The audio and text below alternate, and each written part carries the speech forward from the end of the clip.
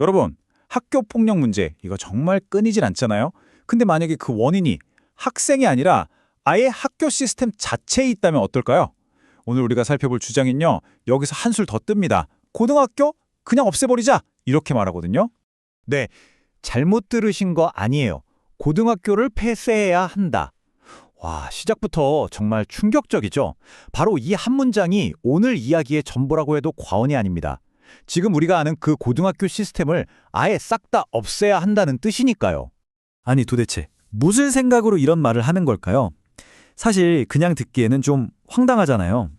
자, 지금부터 이 주장의 논리를 한번 차근차근 따라가 보겠습니다.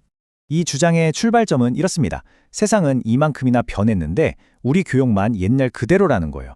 그러니까 학교 폭력 같은 문제들도 사실 학생이나 선생님 개개인의 문제가 아니라는 거죠. 모든 문제의 진짜 뿌리는 시대에 뒤떨어진 이 교육 시스템 자체다. 이렇게 보는 겁니다. 자, 그럼 해결책은 뭘까요? 여기서부터가 좀 놀라운데요. 그 해답을 대자연의 원리라는 아주 근본적인 철학에서 찾습니다. 바로 이 개념이 이 새로운 교육 모델의 핵심, 뼈대가 되는 거죠. 이 원리, 핵심은 생각보다 간단해요. 뭐냐면 사람이 아이에서 어른으로 자라는 데는 자연스러운 단계, 어떤 리듬 같은 게 있다는 거예요. 그러니까 교육도 우리가 만든 인위적인 틀에 애들을 끼워 맞추는 게 아니라 이 자연스러운 성장의 리듬을 그대로 따라가야 한다. 바로 이겁니다. 자, 그런데 왜 하필 21살일까요? 이 주장에 따르면 인간의 성장은 7년씩 총 3단계에 걸쳐서 완성된대요. 3 곱하기 7은 21이죠. 바로 이 대자연의 법칙을 가지고 교육의 전체적인 큰 그림을 그려야 한다. 이런 이야기입니다. 이 21년이라는 성장 과정을 이렇게 3단계로 딱 나눕니다. 첫 7년은 가정에서 기초를 탄탄하게 다지고, 그 다음 7년은 학교에서 인격을 만들고, 그리고 마지막 7년은 사회에 직접 나가서 자기 잠재력을 마음껏 폭발시키는 시기다. 이렇게 보는 거죠. 좋아요. 그럼 이 3단계 원리를 실제 교육에 어떻게 적용할까요? 바로 이 지점에서 고등학교가 사라집니다. 초등학교, 중학교를 마치면 그 다음은 바로 대학교로 가는 거예요. 완전히 새로운 학제를 제안하는 거죠. 각 단계를 한번 자세히 들여다볼까요? 먼저 7살까지는 지식 주입이 아니라 다른 사람이랑 어울리는 법을 배워요. 그리고 초등학교에서는 선함과 공동체에 대해 배우고요. 중학교에서는 그 선함을 바탕으로 세상을 올바르게 분별하는 눈을 기르는 거죠. 그리고 가장 큰 변화, 16살이 되면 고등학교를 가는 대신 바로 대학교로 가는 겁니다.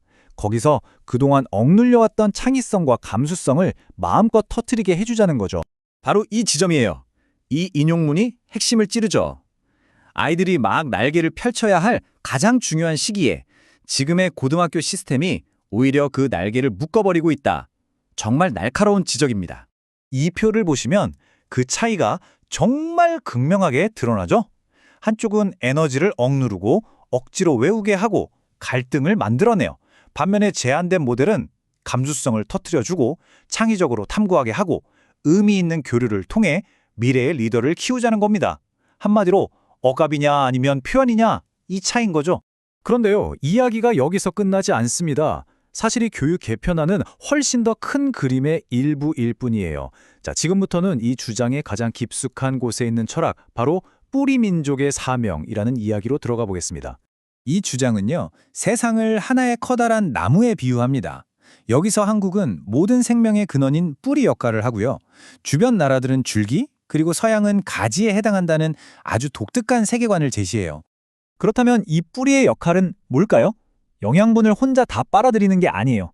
오히려 그 영양분을 줄기와 가지, 그러니까 온 세상으로 보내주는 역할을 한다는 겁니다. 한마디로 남을 위해 사는 것, 이게 바로 뿌리의 숙명이라는 거죠. 네, 바로 이 문장입니다. 이 주장이 던지는 가장 근본적인 메시지죠. 뿌리 민족의 삶은 나를 위한 삶이 아니라 다른 모두를 위한 삶이어야 한다는 겁니다.